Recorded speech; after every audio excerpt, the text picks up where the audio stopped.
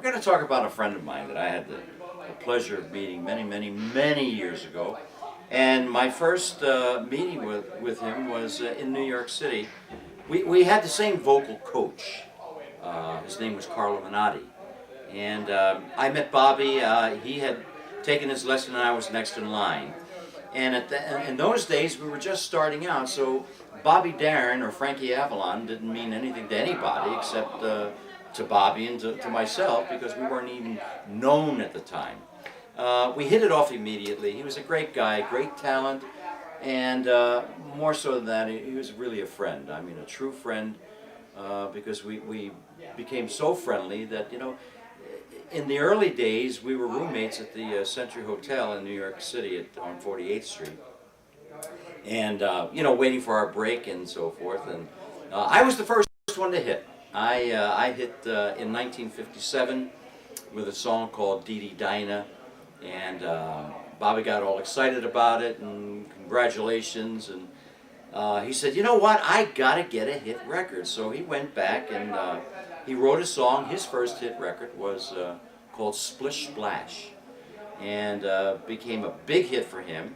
And for the both of us, it was a great thrill, because we then started out in 1958 on a bus tour of 91 nighters with Little Richard and Sam Cooke and Jackie Wilson.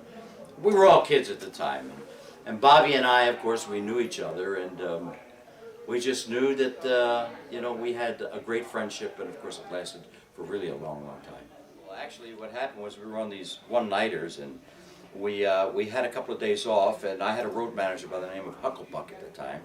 And Bobby and I put some money together. We rented a car, and we were driving around this little town, which I don't even remember what it was, but it was a small little town somewhere in this country. And what had happened was we were so tired from doing all of these one-nighters, I finally got behind the wheel, and we were stopped at a light, and I was driving, and Bobby was in the back seat, sprawled out, sleeping, and Huck, my road manager, was on the passenger side.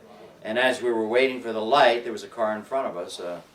I happened to fall asleep, and of course my foot came off the brake, and I hit the guy in front of us, and of course Bobby went down and hurt his ribs, and that was a memorable situation for us. Bobby and I, we hung out together. That was really a special time for us. We lived in the same neighborhood as time went on. When he was married to Sandra, and of course he had Dodd, his first kid, and he lived right across the street from my mother-in-law in Toluca Lake, and we'd get together a lot there, hang out.